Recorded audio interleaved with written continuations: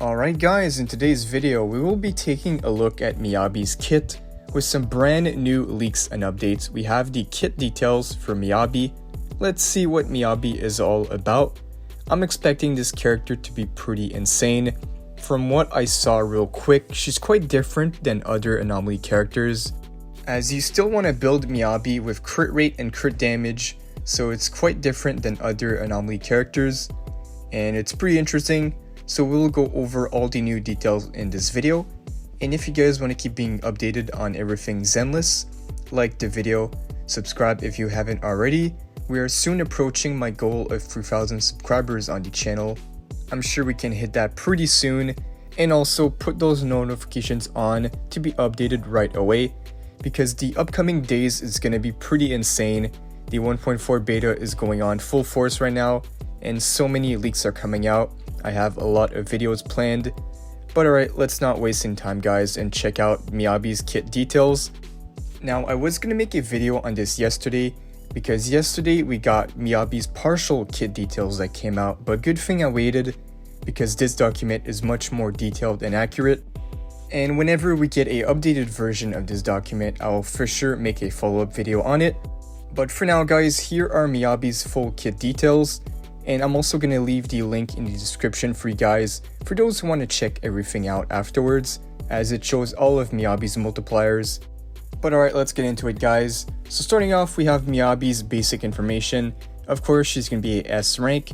The element is Frost. Now, as we saw, the element icon is a bit different than usual. It's not shown here, but yeah, we saw the icon was a little bit different. And also here it says Frost element instead of Ice element, so I'm wondering if this is on purpose. They changed the element just for Miyabi. But it seems like she's gonna be the second generation of Ice units, so they made her a bit different this time. Now of course she's gonna be an anomaly unit, so this is confirmed. And her type is a slash, as of course she uses a sword to attack the enemy. Here are all the basic details if you guys want to check that out. And on the right side here, it's supposed to be her engine, but we do not have any description on her engine, no passive yet. All we know is that it's going to be a crit rate engine, which is pretty damn good. As I told you guys earlier, you want to build crit rate and crit damage on Miyabi. But now going into her kit. So starting off with the basic attack Wind Flower, press basic attack to activate, slash forward up to 5 times, with the first 2 hits dealing physical damage, and the last 3 hits dealing frost damage. Block enemy attacks during the 5th hit of basic attack. That's pretty cool. She can block the enemy attack with the 5th hit. And again guys, if you guys want to check out all these multipliers here, I will leave the link down in the description, because if I go over each one, that's going to make for a long video. I just want to go over all the important kit details of Miyabi. But if you guys are interested, feel free to do so. I will leave the link down below. Now here, I believe this is the enhanced basic attack called Frost Moon. When you have 2 or more stacks of Frostfall, you can hold the basic or special to activate. Miyabi sheaths her sword and starts charging. Entering the Frost Moon stance, each level of charge consumes 2 stacks of Frostfall and can be charged up to 3 times. You also have the option to release basic attack or special, or when Frostfall is fully consumed, Miyabi will draw her sword, launching a powerful slash forward based on the current charge level, dealing massive frost damage, and exiting the Frost Moon stance. Character is invulnerable during the Frost Moon stance. Frostfall has a maximum of 6 stacks when entering the battlefield. Miyabi immediately gains 3 stacks of Frostfall. Alright, so she has a pretty powerful basic attack. As we saw, if you guys saw her gameplay, it's pretty insane. Even the multipliers here, if we check the level 3 charge, at level 12 it's literally 4,000%. That is really strong, so I guess you do want to use the level 3 charge over the level 1 and level 2 for massive damage. Moving on, we got the special skill. This is the special attack Deep Snow. Press special to activate, quickly draw the sword and slash forward, dealing frost damage. Anti-interrupt level is increased while using this skill.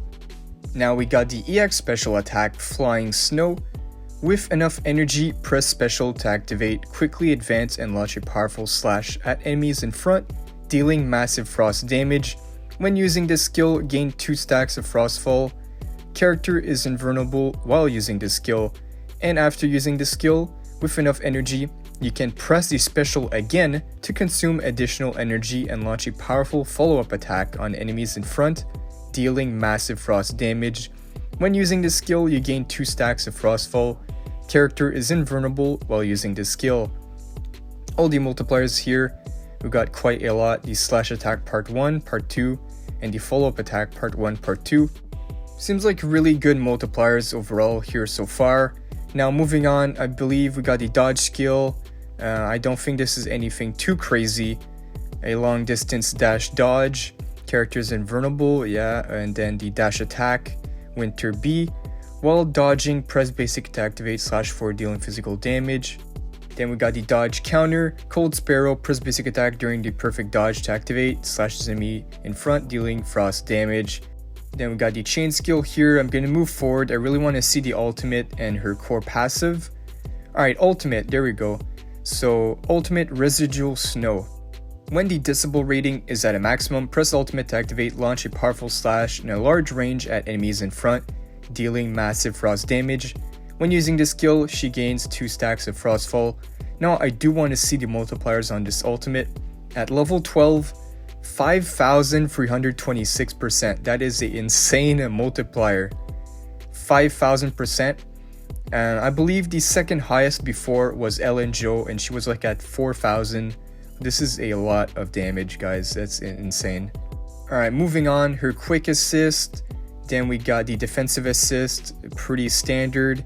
Parries the enemy attack, dealing massive daze. And the quick assist here doesn't seem anything out of the usual. Assist follow-up. And then, there we go. Her core skill, so I do want to cover this. Alright, her core passive, Cold Flame. When Miyabi deals frost damage to enemy, she will apply Ice Flame to the target for 20 seconds. When Miyabi accumulates frost anomaly buildup on an enemy affected by Ice Flame, the frost anomaly buildup rate of the attack increased by 60% of Miyabi's crit rate, up to 60%, so this is why you want to build crit rate on Miyabi. Next, we have when Miyabi accumulates frost anomaly buildup, she will have an independent attribute anomaly accumulation meter, which triggers special freeze, shatter, and frostbite effects, which can trigger disorder with other attribute anomaly effects. Okay, that sounds pretty insane. And then we have when Miyabi applies frostbite to enemy affected by Ice Flame, the Ice Flame will be removed and it triggers a frostburn effect, and it's like a break, dealing 1,000% up to 2,000% of Miyabi's attack as frost damage to the target and causing them to enter a frostburn state. Now the frostburn state, what this is all teammates attribute anomaly buildup rate to the target is increased by 9 up to 15%, but Miyabi cannot apply Ice Flame to the target again. Now the frostburn state will end once the current frostbite effect ends, and during the duration of the state, triggering an attribute anomaly effect on the enemy can override frostbite and remove frostburn. When frostburn break is triggered, Miyabi gains 1 stack of Frostfall, triggering once every 10 seconds. Now that core ability is pretty insane, guys. Now going over her additional ability, together as Frost and Snow, when another character is in your squad, is an anomaly character or shares the same faction, damage dealt by basic attack Frost Moon is increased by 50%. That is a huge damage bonus, so you do want to run her with another anomaly or the same faction. A good character that comes to mind is Yanagi. These two will pair really well together, Yanagi and Miyabi. And finishing the additional ability, when any character in the party triggers the disorder effect, Miyabi gains 3 stacks of Frostfall, and also during the next basic attack, Frost Moon, it will ignore 25% ice res. Alright, that is an insane kit so far. So this is Miyabi's kit. The only thing to check out now are the Mindscapes, so I'm going to read this over real quick. Mindscape 1. While in the Frost Moon stance, for every stack of Frostfall consumed basic attack, Frost Moon ignores 6% of the target's defense up to 6 stacks. This effect ends after exiting the Frost Moon stance. While in the Frost Moon stance, when hitting an enemy in the Frostburn state with a level 3 charge attack, the target's Frostburn is immediately removed, and the attribute anomaly buildup rate of the all teammates increased by 10% for 10 seconds. That seems like a very strong Mindscape 1. We all know how broken defense shred is in these games. This is why Nicole is such a strong character when she adds defense shred to the enemy. And now Yanagi can get 6%, stacks up to 6 times, so really good. Now Mindscape 2, damage dealt by basic attack Windflower increased by 20%. When the 5th hit of basic attack Windflower hits an enemy, Miyabi gains 1 stack of Frostfall. When entering the battlefield, Miyabi immediately gains 6 stacks of Frost Land. Her crit rate is increased by 15%. Very useful, as you do want as much crit rate as possible, because as we saw in her kit earlier, if I go back here, that was in her core passive, right? She scales off of her Frost Anomaly buildup rate, scales off of 60% of Miyabi's crit rate up to 60%, so you do want 100%. So Mindscape 2 is actually very useful. Alright, so Mindscape 3, basic attack dodge, assist, special attack, and chain attack level 2. Mindscape 4, cracked, damage dealt by Frostburn, break increased by 15%. When Frostburn break is triggered, Miyabi gains an additional 250 decibels for you to get the ultimate faster. Now Mindscape 5, chain attack, special attack, basic attack +2. And the last thing to cover is Miyabi's Mindscape 6, quite a long one. While in the Frost Moon stance, Miyabi will gain the impulse effect, increasing the damage dealt basic attack Frost Moon by 30%. After gaining the impulse effect, when Frostfall is consumed, Miyabi will automatically draw her sword and launch a powerful slash forward based on the current charge level. Before Frostfall is fully exhausted, the sword draw and slash will not interrupt the charge progress of Frost Moon stance, and a maximum of 3 sword draw and slashes can be unleashed continuously during one Frost Moon stance. Alright guys, so that is the complete full kit of Miyabi. I tried to cover this as fast as possible to not make for a too long video. And if you guys want to go read it over, check out the multipliers that I skipped, feel free to do so with the link down below. I'm going to leave this in the description. But for now guys, plenty more videos on the way. We have a ton more leaks. If you enjoyed, like and subscribe. That is all for this video. I'll see you all in the next one.